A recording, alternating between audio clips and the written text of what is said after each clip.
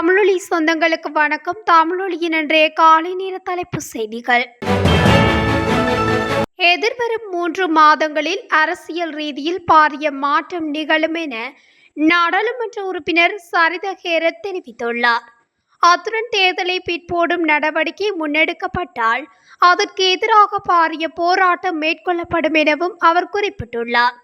கொழும்பில் இடம்பெற்ற ஊடகவியலாளர் சந்திப்பில் வைத்து கருத்து தெரிவிக்கும் போதே அவர் இந்த விடயத்தை குறிப்பிட்டுள்ளார். ஜூலை 17ஆம் தேதியின் பின்னர் தேர்தல் தொடர்பான அறிவிப்பினை வெளியிடும் அதிகாரம் தேர்தல் ஆணைக்குழுவுக்கு கிடைத்துவிடும். எனவே தேர்தலை தாமதப்படுத்துவதற்கு நாடாளுமன்றின் ஊடாக ஏதேனும் சூழ்ச்சி மேற்கொள்ளப்பட்டால் அது முறியடிக்கப்படும். நடைபெறவுள்ள ஜனாதிபதி தேர்தலுடன் இந்த நாட்டில் ஆட்சி மாற்றம் ஏற்படும். எதிர்வரும் 3 மாதங்களில் அரசியலின் ரீதியில் பாரிய மாற்றம் நிகழும் என சுட்டிக்காட்டியுள்ளார். இலங்கையில் 40 வயதிற்கு மேற்பட்ட இதுவரையில் தேசிய அடையாள அட்டைகளை பெற்றுக்கொள்ள முடியாதவர்களுக்கு தேசிய அடையாள அட்டைகளை பெற்றுக்கொள்வதற்கான சந்தர்ப்பம் இன்னும் உள்ளதாக ஆட்பதிவு திணைக்களம் தெரிவித்துள்ளது. பிறப்பு சான்றிதழ் இல்லாத காரணத்தினால் இவர்கள் தேசிய அடையாள அட்டையை பெற்றுக்கொள்ள முடியாத நிலை உள்ளது. இந்த நிலையில் இவர்கள் தேசிய அடையாள அட்டைகளை பெறுவதற்கான கால அவகாசம் இம்மாதம் 30ஆம் தேதி வரை உள்ளதாக அந்த திணைக்களத்தின் ஆணையாளர் நாயகம் பிரதீப் சாபுதந்திரி குறிப்பிட்டுள்ளார். இணையவழி மூலம் கடன் வழங்கும் நிறுவனங்கள் தொடர்பில் குற்றப்புலனாய்வுத்துறை விசாரணையை ஆரம்பித்துள்ளதாக தெரிவிக்கப்படுகின்றது. முகநூல் உள்ளிட்ட சமூக ஊடகங்கள் ஊடாக பல்வேறு விளம்பரங்களை செய்து நாட்டில் இயங்கும் இணையவழி கடன் வழங்கும் நிறுவனங்கள் தொடர்பில் சமர்ப்பிக்கப்பட்ட முறைப்பாடுகள் தொடர்பிலேயே இந்த விசாரணை நடத்தப்பட்டு வருவதாக குறிப்பிடப்பட்டுள்ளது. குறித்த தகவலை குற்றப்புலனாய்வு திணைக்களத்தின் உயர் அதிகாரியொருவர் தெரிவித்துள்ளார். பல கடன் வழங்கும் நிறுவனங்கள் சுற்றுலா விசாவில் நாட்டில் தங்கியிருக்கும் வெளிநாட்டினரால் நடத்தப்படுவதாகவும் அவை கட்டுப்பாடுகளுக்கு உட்பட்டவை அல்ல என்றும் அந்த அதிகாரி குறிப்பிட்டுள்ளார். மேலும் இணையவழி கடன் வழங்கும் நிறுவனங்கள் வெளியிடும் விளம்பரங்களால் மக்கள் ஏமாற்றப்பட்டு கடனை பெறுவதாகவும் ஆனால் அந்த கடனுக்கு அதிக வட்டி வசூலிக்கப்படுவதாகவும் தெரிவிக்கப்படுகின்றது. எதிர்வரும் மாதத்தின் முதல் வாரத்தில் இலங்கை சுகாதார அமைச்சு பதவிகளில் மாற்றம் செய்ய தீர்மானிக்கப்பட்டுள்ளதாக தென்னிலங்கை ஊடகம் ஒன்று செய்தி வெளியிட்டுள்ளது. அதன்படி சுகாதார அமைச்சர் பதவி உள்ளிட்ட சுகாதாரத்துறை சார் உயர் பதவிகளில் மாற்றம் செய்யப்பட உள்ளதாக தெரிவிக்கப்படுகின்றது. இந்த நிலையில் சுகாதார அமைச்சர் பொறுப்பு ராஜித சேனாரட்னவிடம் வழங்கப்படும் எனவும் தற்போதைய சுகாதார அமைச்சர் ரமேஷ் பத்திரன பதவி விலகுவார் எனவும் அந்த ஊடகம் தெரிவித்துள்ளது. அத்துடன் ராஜித சேனாரட்ன இம்மாத இறுதியில் ரணிலுடன் நிச்சயமாக இணைந்து கொள்வார் எனவும் குறிப்பிடப்பட்டுள்ளது. இதேவேளை தகுதி இருந்தும் பழிவாங்கல்களினால் சில உயர் அதிகாரிகளுக்கு பதவி வழங்கப்படவில்லை என மருத்துவ விநியோக பிரிவு உள்ளிட்ட சில பதவி நிலைகளில் மாற்றம் செய்யப்படும் எனவும் சுகாதார அமைச்சின் பணிப்பாளர் நாயகம் தெரிவிக்கப்படுகிறது. மாத்தளை பலாபத்வல கிருணுகம பிரதேசத்தில் முச்சக்கர வண்டியுடன் பேருந்து ஒன்று மோதியதில் ஒரே குடும்பத்தைச் சேர்ந்த தாயும் மகளும் உயிரிழந்துள்ளனர். குறித்த விபத்து நேற்று இடம்பெற்றுள்ளது. வத்தேகவில் அன்றாதபுரம் நோக்கி பயணித்த முச்சக்கர வண்டி தம்புளையில் இருந்து கண்டி நோக்கி பயணித்த பேருந்தில் மோதியதில் இந்த விபத்து இடம்பெற்றுள்ளது. விபத்து ஏற்படும் போது முச்சக்கர வண்டியில் ஒரே குடும்பத்தைச் சேர்ந்த தாய், தந்தை, வயதான தாய் தமிகா பத்மினி மற்றும் 17 வயது மகள் சச்சினி தாரக் ஆகியோர் உயிரிழந்துள்ளதாக தெரிவிக்கப்படுகிறது. இதேவேளை முச்சக்கர வண்டியை செலுத்தி சென்ற மகனும் பின்னால் பயணித்த தந்தையும் மாத்தளை மாவட்ட பொது வைத்தியசாலையில் தீவிர சிகிச்சை பிரிவில் சிகிச்சை பெற்று வருவதாக குறிப்பிடப்பட்டுள்ளது. இலங்கையின் பல பகுதிகளில் அண்மையில் பெய்த கனமழை காரணமாக டெங்குவை தடுக்க சுற்றுப்புறங்களில் தூய்மையை பேணுமாறும் நுளம்புகள் பெருகும் இடங்களை அகற்றுமாறும் சுகாதார அதிகாரிகள் மக்களை வலியுறுத்தியுள்ளனர். 2024ஆம் ஆண்டில் இதுவரையான காலப்பகுதியில் கொழும்பு மாவட்டத்தில் மாத்திரம் 6013 டெங்கு நோய் வழக்குகள் பதிவாகியுள்ளதாக தொற்று நோயியல் பிரிவு தெரிவித்துள்ளது. ஜூன் 21ஆம் தேதி வரை 2024ஆம் ஆண்டில் மொத்தம் 27,197 வழக்குகள் பதிவாகியுள்ளன. அதிகபட்சமாக கொழும்பு மாவட்டத்தில் டெங்கு நோய் வழக்குகள் பதிவாகியுள்ளன. 2024ஆம் ஆண்டில் பதிவான டெங்கு நோயாளர்களின் எண்ணிக்கை 27,000 தாண்டியுள்ளதாக தெரிவிக்கப்பட்டுள்ளது. இதேவேளை மேல் மாகாணத்தில் 10,139 வழக்குகள் பதிவாகியுள்ளன. மாகாண வாரியாக அதிகபட்சமாக ஜூன் மாதத்தில் 2,177 டெங்கு நோயாளர்கள் பதிவாகியுள்ளனர். எதிர்வரும் 36 மணித்தியாலங்களுக்கான வானிலை அறிவிப்பை வளிமண்டலவியல் திணைக்களம் தற்போது வெளியிட்டுள்ளது. அதன்படி மேல் மற்றும் சப்ரகமுவ மாகாணங்களிலும் கண்டி, நுவரெலியா மற்றும் புத்தளம் மாவட்டங்களிலும் சில இடங்களில் 100 மில்லிமீட்டருக்கும் அதிகளவான பலத்த மழை பெய்யக்கூடும் என அறிவித்துள்ளது. மேல் சப்ரகமுவ மற்றும் வடமேல் மாகாணங்களிலும் கண்டி, நுவரெலியா, காலி மற்றும் மாத்தறை மாவட்டங்களிலும் அவ்வப்போது மழை பெய்யக்கூடும் எனவும் குறிப்பிட்டுள்ளது. மாத்தளை, அனுராதபுரம் மற்றும் மன்னார் மாவட்டங்களில் சிறிதளவு மழை பெய்யக்கூடும்.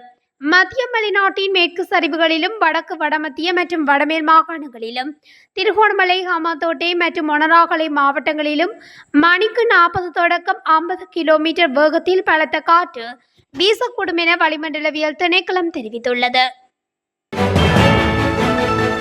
பாணந்துறை கடலில் நீராடிக் கொண்டிருந்த 10 பேரின் உடலில் ஜெல்லிமீன் பட்டதால் வைத்தியசாலையில் அனுமதிக்கப்பட்டுள்ளதாக தெரிவிக்கப்பட்டுள்ளது. ஜெல்லிமீன் பட்டதால் தோல் ஒவ்வாமை காரணமாக வைத்தியசாலையில் அனுமதிக்கப்பட்டுள்ளதாக போலீசார் தெரிவித்துள்ளனர். பாதிக்கப்பட்டவர்களுக்கு உடலில் குறித்த பகுதிகளில் சிவத்தல், அரிப்பு மற்றும் வலி போன்ற அறிகுறிகள் ஏற்பட்டுள்ளன. இதனையடுத்து அவர்கள் பாணந்துறை ஆதார வைத்தியசாலைக்கு சிகிச்சைக்காக அனுப்பி வைக்கப்பட்டதாக போலீசார் தெரிவித்தனர். நாடளாவிய ரீதியில் மரக்கறிகளின் விலை திடீரென அதிகரித்துள்ளது. கடந்த நாட்களில் 100 ரூபாவிற்கு குறைவாக விற்பனை செய்யப்பட்ட மரக்கறிகள் நேற்று 300 முதல் 500 ரூபாவை கடந்துள்ளதாக வர்த்தகர்கள் குறிப்பிட்டுள்ளனர். அந்த வகையில் மரக்கறி விற்பனை நிலையங்களில் 1 கிலோகிராம் போஞ்சியின் மொத்த விற்பனை விலை 550 முதல் 750 ரூபாய் வரையிலும், 1 கிலோகிராம் கரிமிளகாய் மற்றும் மிளகாய் 500 முதல் 650 ரூபாய் வரையிலும், 1 கிலோகிராம் பச்சை மிளகாய் 350 முதல் 500 ரூபாய் வரையிலும் உயர்ந்துள்ளது. அத்துடன் 1 கிலோகிராம் கேரட் 460 ரூபாவிற்கும், 1 கிலோகிராம் வெண்டைக்காய் 500 ரூபாவிற்கும், இஞ்சி 1 கிலோ 3500 ரூபாவிற்கும், தேசிக்காய் 1 கிலோ 1800 ரூபாவிற்கும் விற்பனை செய்யப்படுகிறது. கடந்த காலங்களில் நிலவிய சீரற்ற காலநிலை காரணமாக பயிர்கள் சேதமடைந்துள்ளதால் மரக்கறிகளின் விலைகள் நாடளாவிய ரீதியில் இவ்வாறு மரக்கறிகளின் விலைகள் அதிகரித்து வருவதாக தெரிவிக்கின்றனர். பெருந்தொகை தங்கத்தினை கட்டுநாயக்க விமான நிலையத்திலிருந்து சட்டவிரோதமான முறையில் வெளியே கொண்டு செல்ல முயன்ற மௌலவியொருவரும் பெண்ணொருவரும் கட்டுநாயக்க விமான நிலைய போலீஸ் அதிகாரிகளால் கைது செய்யப்பட்டுள்ளனர். மக்காவிற்கு புனித ஜாத்திரை சென்று இலங்கை திரும்பிய மட்டக்களப்பு மற்றும் கல்முனை பிரதேசத்தைச் சேர்ந்த மௌலவியொருவரும் பெண்ணொருவருமே இவ்வாறு கைது செய்யப்பட்டுள்ளனர். சந்தேக நபர்களின் பயண பொதியில் மறைத்து வைக்கப்பட்டிருந்த நிலையில் 1,90,00,000 ரூபாய் பெறுமதியான 159 கிராம் நிறையுடைய 24 மற்றும் 22 கேரட் நகைகள் கைப்பற்றப்பட்டதாக கட்டுநாயக்க விமான நிலைய போலீசார் தெரிவித்துள்ளனர். இவ்வாறு கைது செய்யப்பட்ட சந்தேக நபர்கள் மற்றும் நகைகள் மேலதிக விசாரணைகளுக்காக கட்டுநாயக்க விமான நிலைய சுங்க அதிகாரிகளிடம் ஒப்படைக்கப்பட்டுள்ளது. நுவரெலியாவிலிருந்து வெளிமடியின் பகுதியை நோக்கி பயணித்த உளவு இயந்திரம் ஒன்று கெபட்டிபுல போலீஸ் பிரிவுக்குட்பட்ட ரேந்துபுல பகுதியில் சுமார் 100 அடி பள்ளத்தில் விழுந்து விபத்துக்குள்ளாகியுள்ளது. நேற்று மாலை இடம்பெற்ற இந்த விபத்தில் உளவு இயந்திரத்தை செலுத்திச் சென்ற சாரதி பலத்த காயங்களுக்குள்ளாகிய நிலையில் நுவரெலியா மாவட்ட வைத்தியசாலையில் அனுமதிக்கப்பட்டுள்ளார். விபத்துக்குள்ளான உளவு இயந்திரம் நுவரெலியா பகுதியிலிருந்து குப்பைகள் ஏற்றிச் சென்றது எனவும், ரேந்தபுல பகுதியில் பெய்து வரும் அதிக மழை காரணமாக வீதியை விட்டு விலகி இந்த விபத்து சம்பவித்துள்ளதாக தெரிவிக்கப்படுகிறது. மேலும் இந்த விபத்து தொடர்பான விசாரணைகளை கெபட்டிபுல போலீசார் மேற்கொண்டு வருகின்றனர். இது இவ்வாறு இருக்க, கடந்த வியாழக்கிழமை நுவரெலியா வெளிமடை பிரதான வீதி ரேந்தபுலை பகுதியில் வீதியோரத்தில் பஸ்ஸுக்காக காத்திருந்த வயது பெண்ணொருவர் மீதும் காரொன்று மோதி விபத்து சம்பவித்துள்ளது. 6 மாதங்கள் முதல் 3 வயது வரையிலான குழந்தைகளுக்கு திரிபோசா வழங்கப்படாமையினால் ஊட்டச்சத்து குறைபாடு அதிகரித்து வருவதாக தெரிவிக்கப்பட்டுள்ளது. கொழும்பில் நேற்று இடம்பெற்ற மருத்துவ மற்றும் சிவில் உரிமைகளுக்கான மருத்துவ சங்கங்களின் கூட்டமைப்பின் ஊடக சந்திப்பில் வைத்து அதன் தலைவர் விசேட வைத்திய நிபுணர் சமல் சஞ்சீவ இதனை குறிப்பிட்டுள்ளார்.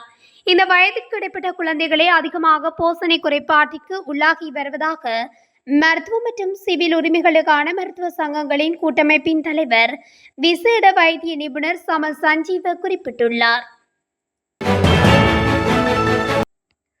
மன்னார் மதவாஜி பிரதான வீதி முருங்கன் போலீஸ் பிரிவுக்குட்பட்ட இசைமாலை தாழ்வு பகுதியில் நேற்று மாலை கைஸ் ரக வாகனம் மின்கம்பத்துடன் மோதி விபத்துக்குள்ளாகியதில் அதில் பயணித்த 14 பேர் காயமடைந்துள்ளதாக தெரிவிக்கப்பட்டது. கல்முனையிலிருந்து மன்னார் மரிச்சிக்கட்டி பிரதேசத்திற்கு வந்தவர்களின் வாகனமே விபத்துக்குள்ளாகியுள்ளது. விபத்தில் காயமடைந்த அனைவரும் முருங்கன் வைத்தியசாலையில் கொண்டு செல்லப்பட்டு மேலதிக சிகிச்சைக்காக 7 பேர் மன்னார் மாவட்ட பொது வைத்தியசாலைக்கு மாற்றப்பட்டனர். இவர்களில் வயோதிப பெண்ணொருவர் சிகிச்சை பலனின்றி உயிரிழந்துள்ளார். வாகனத்தில் பயணித்தவர்கள் ஒரே குடும்பத்தை சார்ந்த உறவினர்கள் என தெரிய வருகிறது. மட்டக்களப்பில் திறந்து வைக்கப்பட்ட மாவட்ட செயலகத்தை அதிபர் அலுவலகமாக மாற்ற திட்டமிட்டுள்ளதாக ஸ்ரீலங்கா அதிபர் ரணில் விக்ரமசிங்க தெரிவித்துள்ளார். மட்டக்களப்பில் புதிதாக அமைக்கப்பட்ட மாவட்ட செயலகத்தை நேற்று திறந்து வைக்கும் நிகழ்வில் கலந்து கொண்டு உரையாற்றும் போதே ரணில் விக்ரமசிங்கே இதனை தெரிவித்துள்ளார். மட்டக்களப்பில் முன்னெடுக்க திட்டமிடப்பட்டுள்ள அபிவிருத்தி திட்டங்களுக்கு குறித்த பகுதியில் அதிபர் அலுவலகம் ஒன்று இருப்பது சிறந்ததாக காணப்படும் என அவர் கூறியுள்ளார். நான் பிரதமராக இருந்த காலத்தில் மட்டக்களப்பில் புதிய மாவட்ட செயலகம் ஒன்றை அமைக்குமாறு வஜிர அபேவர்த்தனவுக்கு பணிபுரி விடுத்தேன். இதற்கான பணிகள் முன்னெடுக்கப்பட்டன. இன்று நான் அழகான கட்டிடம் ஒன்றை திறந்து வைத்தேன். எனினும் தற்போது இந்த கட்டிடத்துக்கு அதிபர் அலுவலகத்தை கொண்டுவர தீர்மானித்துள்ளேன். மட்டக்களப்பில் பாரியளவான அபிவிருத்தி நடவடிக்கைகளை ஆரம்பிக்க நான் திட்டமிட்டுள்ளேன். இந்த நிலையில் இங்கு அதிபர் அலுவலகம் ஒன்றை அமைப்பதன் மூலம் குறித்த நடவடிக்கைகளை இலகுவாக மேற்கொள்ள முடியும் என தெரிவித்துள்ளார். இத்துடன் தமிழொலியின் இன்றைய காலை நேர தலைப்பு செய்திகள் நிறைவடைகின்றன. தொடர்ந்தும் செய்திகளை அறிந்து கொள்ள தமிழொலி ஊடகத்துடன் இணைந்திருங்கள்.